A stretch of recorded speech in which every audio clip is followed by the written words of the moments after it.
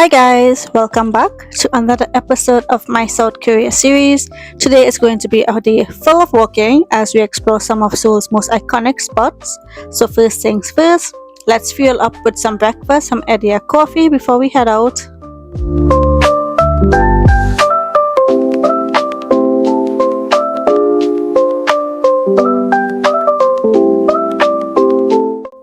We actually arrived right when they opened, so a few of their menu items that you see listed there was not available until we were ready to leave.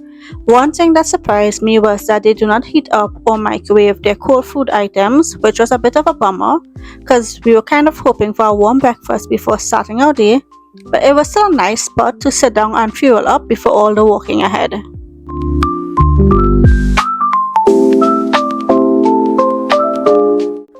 While walking to Gwanghwamun Square, we unexpectedly came across streetcar number 381.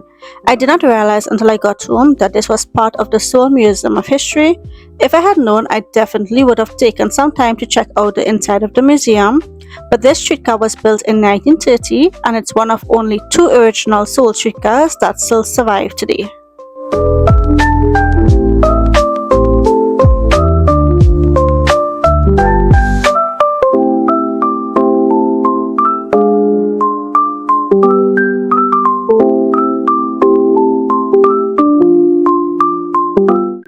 Standing in the middle of the square is a statue of Admiral Yi Sun-sin, one of Korea's most celebrated military heroes. He was a naval commander during the Joseon dynasty and is remembered for defending Korea against Japanese invasions in the late 16th century, famously winning battles despite being heavily outnumbered. So we are at Gwanghwamun Square, so we saw the Admiral statue at the back, and then we're going to see the King Sejong statue in the back of me there.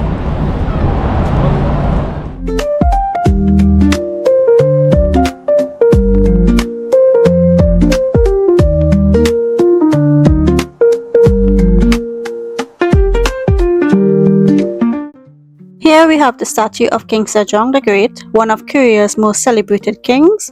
He is best known for creating Hangul, the Korean alphabet, and is remembered for his contribution to science, culture, and education during the Joseon dynasty.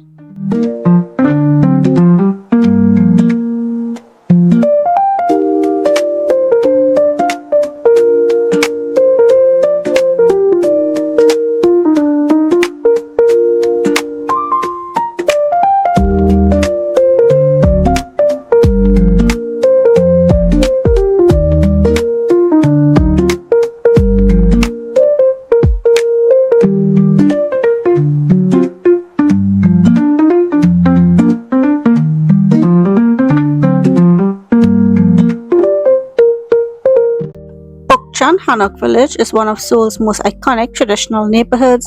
Walking through the streets, you'll find beautifully preserved Hanok, traditional Korean houses that give you a glimpse of what Seoul looked like during the Joseon dynasty.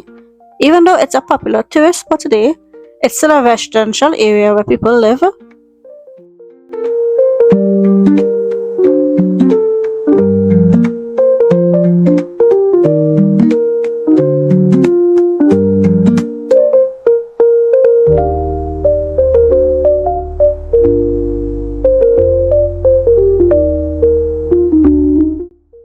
After all that walking, we were ready for lunch and found this hidden gem in Bukchon village called Bookchon 2. Located away from the main streets, the restaurant had such a charming, artsy and retro vibe. I wasn't expecting to find a place this beautiful tucked away in such a quiet area.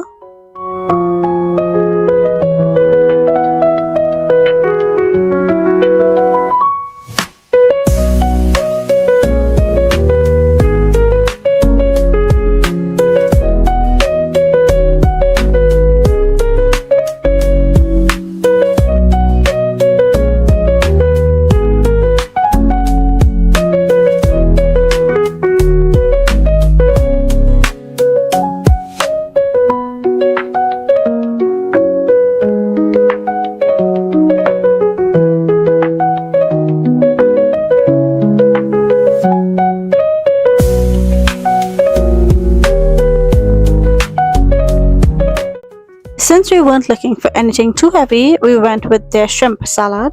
It came with lettuce, eggs, cabbage, tomatoes, olives, and of course, shrimp. You guys know I must have my shrimp wherever I go. It was so light and refreshing and surprisingly well seasoned. The shrimp was a bit bland on my taste, but otherwise it still paired perfect with the rest of the vegetables, and it was a very nice meal after all that walking around in Seoul. And of course, I couldn't leave without getting some fries. These were honestly so good. After having mostly salty fries throughout the trip, it was refreshing to have fries that were lighter in flavor. They were thin, crispy, and just really enjoyable.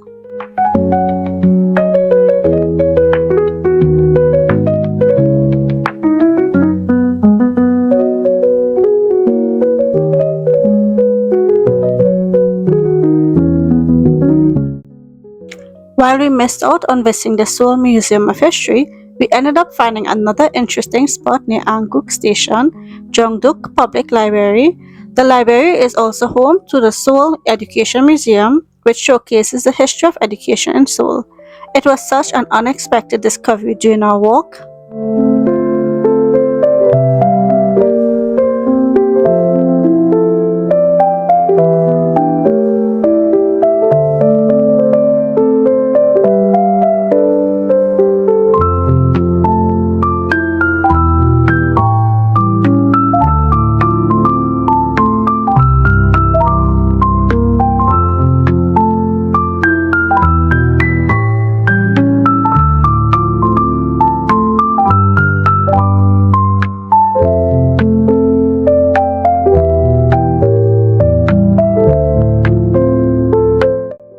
Another unexpected find was this Lego block exhibition featuring Korean national heroes recreated using toy blocks.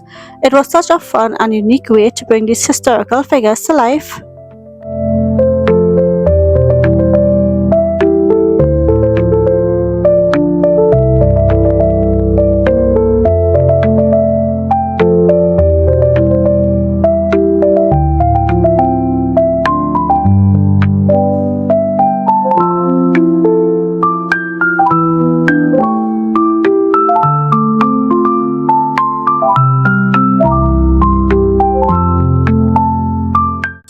Another unexpected discovery was this graffiti exhibition celebrating the 80th anniversary of Korea's liberation.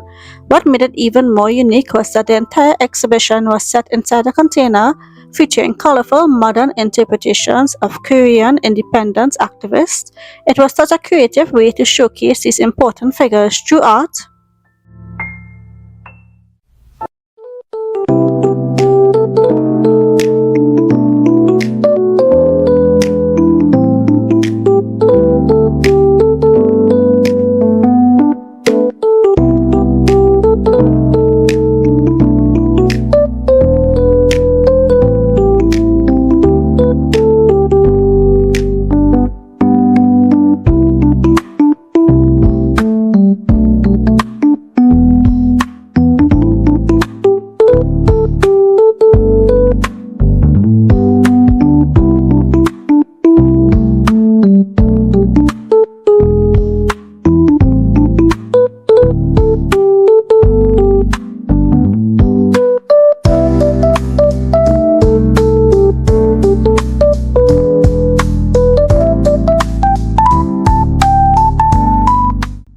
By this point, we were getting pretty tired, so we made our way to Myeongdong. Unfortunately, we did not have enough time to explore, but we did get to see the Myeongdong Cathedral.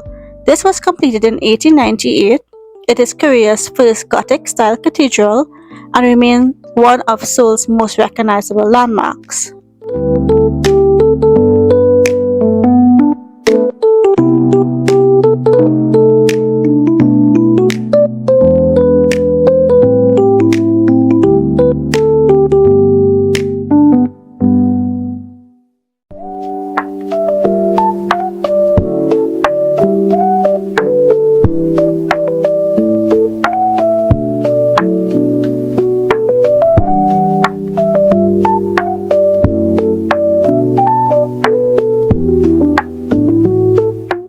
To recharge, we stopped by a Twosome place. This is one of those stores that we have been seeing everywhere since we arrived, and after all that walking, it was nice to sit down and rest our feet for a bit. This was also my first time trying boba in South Korea, but sadly it wasn't the best experience. It was nicely chilled, it did take a while to come, but honestly, the boba or the pearls was so hard that it lacked the chewy texture I was hoping for, and honestly this was such a disappointment.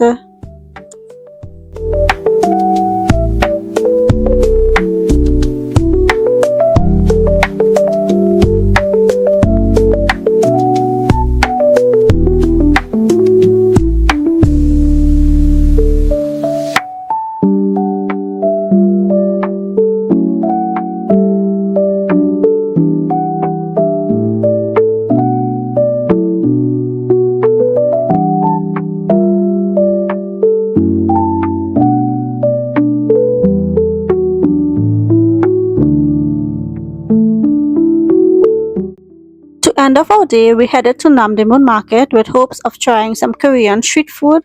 Unfortunately, not many stalls were open when we arrived, but we still enjoyed walking to the market, doing some shopping, and experiencing the atmosphere of one of Seoul's oldest traditional markets.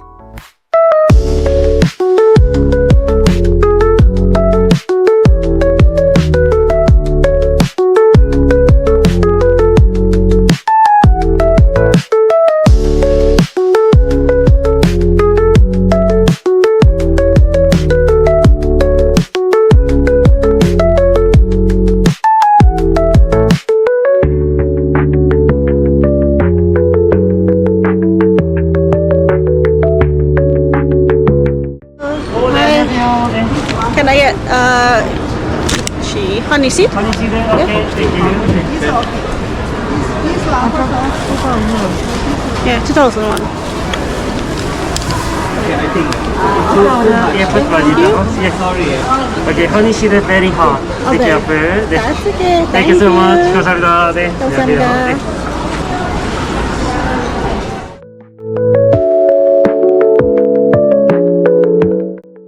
Luckily, I did get to try one of the market's famous treats, the honey seed hotok.